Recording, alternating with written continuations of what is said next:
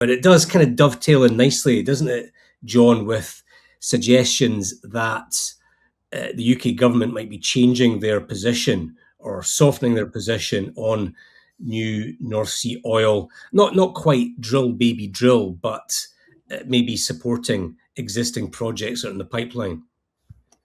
Yeah, the mood music does very much feel like the UK government are going to turn on this, and that the Jackdaw and Rosebank developments are going to get the green light. It's a sort of technical thing about these aren't new developments. These are ones that were already in the pipeline. So within the government's own sort of net zero commitments, they could go ahead with these. I do just get the feeling that under current circumstances, I mean, it really is a bit pie in the sky to just say, on an environmental argument, we're just not going to have any new oil and gas developments, when the reality of our economy is that we are still getting 70% of our energy from oil and gas. Pretty much the fundamental component of any economy is cheap access to energy.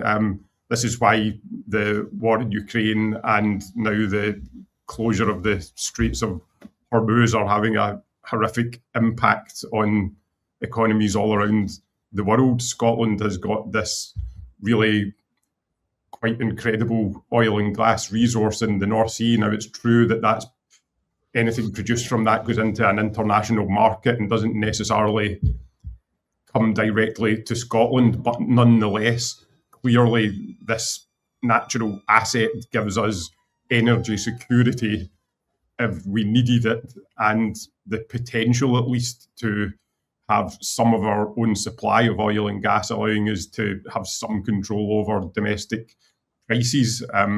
So it just to have an ad hoc, and I think really Labour and the SNP kind of look like they're shifting thinking on this. I think rather than having ad hoc policy that we just oppose any new developments, what you really need to do is look at how much oil and gas are we still using. Yes, let's go for net zero in terms of stopping using so much oil and gas, but until that happens, while we're still using it, you've got to support the oil and gas industry and all of the jobs and tax revenues that come from that. I mean, the fundamental argument for decades for Scottish independence was based on the fact that we're a petro economy like Norway, which could be very wealthy. It's very difficult to make that argument if you're going to say that your policy is to shut down the oil and gas industry. It'd really be interesting how the SNP deal with this. John Swinney has criticised in the last week the UK government for not supporting the oil and gas industry enough. And I think the big question is, well, fine, so are you saying that you are supportive of the UK government granting these new licences? I don't really see how John Swinney can argue both sides of that, somehow the UK government's not been supportive enough while opposing new drilling.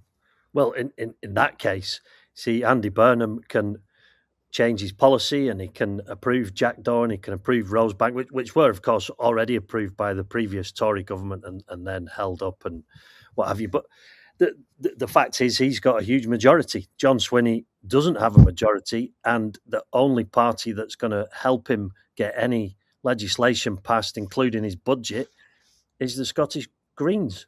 So John Swinney's in a much, much more difficult position over this than Andy Burnham is, because Swinney relies on that pair that you can see on screen to prop up his minority SNP administration. So, yeah, I think John Swinney, if this is an appropriate phrase, is over a barrel on this one, and I don't see how he gets out of it. Same question to both of you. Now, put aside the economic arguments for more drilling and the jobs arguments, which are absolutely critical. I accept that. Just look at it from a political perspective. The SNP are kind of softening the Sturgeon position. It's clear Burnham wants to shift. We've had Joe Fagan and Michael Mara in the Scottish Labour leadership contest saying they back, I think, those projects. isn't it the case that if all those parties move on to that position, it's going to leave the Greens standing alone talking about climate change and the dangers posed by fossil fuels?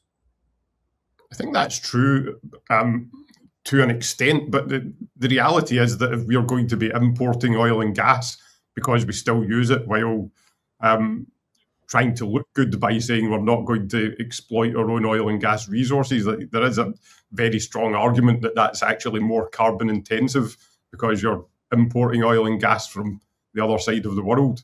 So I think that you can make a coherent argument for fully accepting the environmental challenges, but making the point that you need to have a sensible strategy to deal with that. I think that I think Labour and the SNP can win that argument. And doesn't it benefit the Greens, though, if all the other parties are essentially drilling in the same sea? Well, it might do. I mean, the Greens have obviously done quite well at Holyrood. They appear to have done well at UK level. But, I would hope that there is a ceiling on the number of voters who would lend their votes to the Greens, given that, I mean, they're not really a pro.